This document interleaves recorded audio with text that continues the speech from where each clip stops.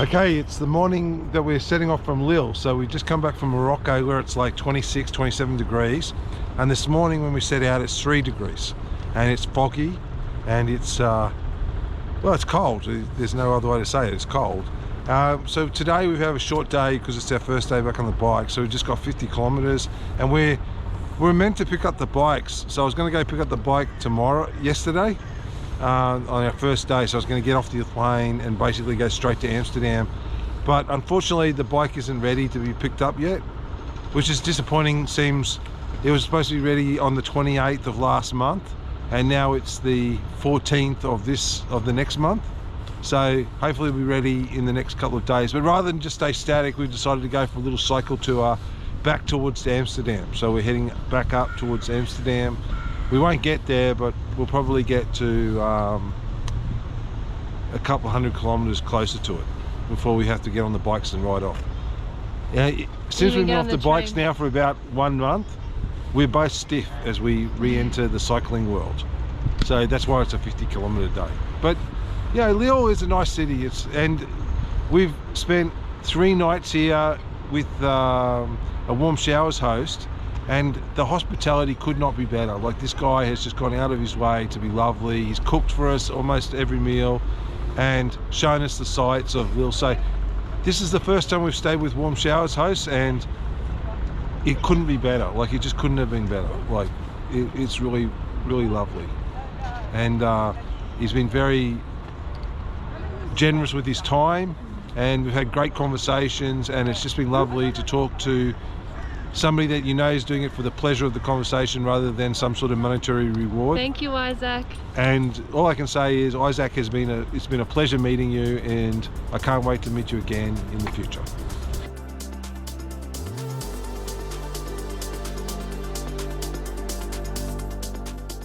In Lille there's a central park, and in the middle of that central park there's a place called the Citadel, which is built in 1853 as a military installation. It's like a big star, and it's got a moat, and it's got a series of walls, defendable walls, as it falls back to the Citadel.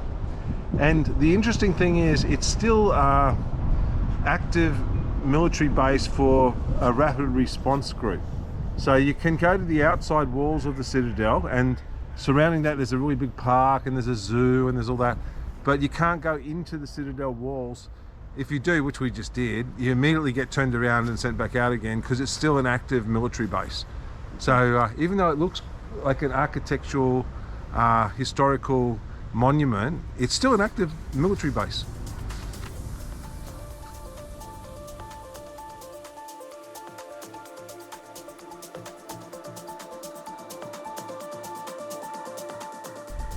When we started off riding in Europe, I promised PJ that we'd ride next to rivers, and we'd be on these quiet towpaths next to rivers. And sometimes she brings it up that some of the riding we do isn't like that.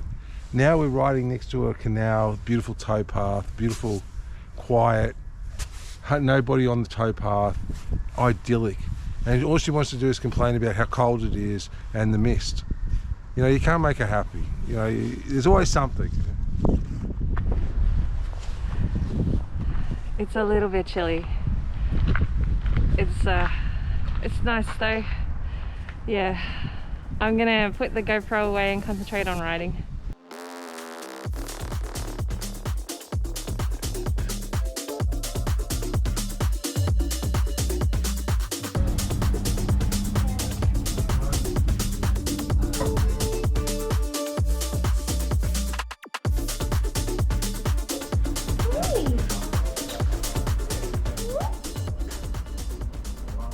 Hi! We had a great night last night. We were in this very cheap sort of bed and breakfast that shot well above its price point. So the breakfast this morning was ridiculous. They just kept on bringing more and more food out. And the guy was really, like, you could just tell he lived for the guests. Like he's a born hotelier. And the accommodation was really great. Like, it was really great. And the other guests were lovely to talk to. Like, there was just an eclectic group of people, and it was really lovely to spend the evening talking to them and talk to them over breakfast again this morning. One of them was a hotelier as well, and we're going to be near where they are, and so we might be staying with them as well. So we've woken up to a different sort of day. So yesterday it was very misty and the mist never really left all day, and it was no wind. But today there's quite a large headwind, no mist, and the sun's out a little bit. But it's still quite cool, but definitely a lot warmer than it was yesterday. And we're off to Ghent today, and you know, that's not very far away. It's like 35 kilometers, and everybody's telling us it's a really wonderful place. So PJ will be staying there for 2 days to investigate, while I go head up to Amsterdam to get my bike.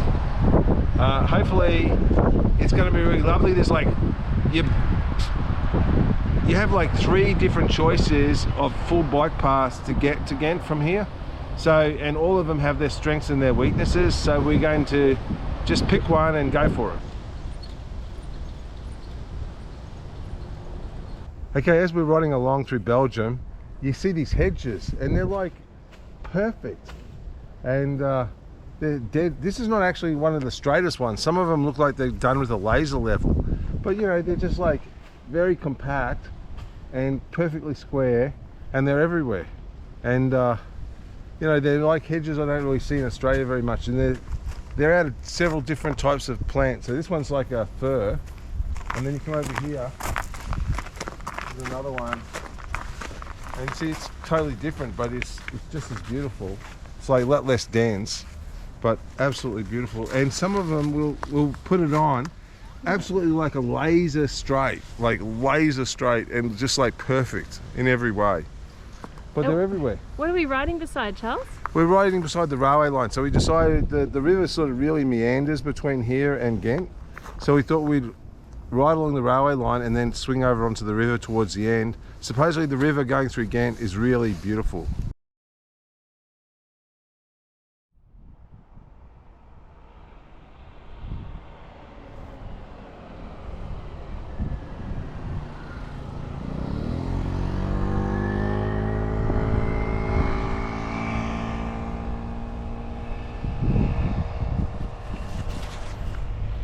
Now I've got the time to show you this because my handsome husband has ridden off up ahead despite the fact he doesn't know where he's going, and he's missed the turn.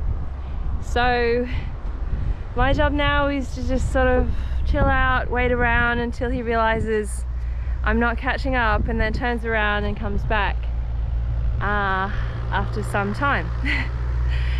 Yeah, we're nearly at Ghent. We just have to go to that offshoot you see, and then over the bridge and then up through. It's been quite a good ride so far.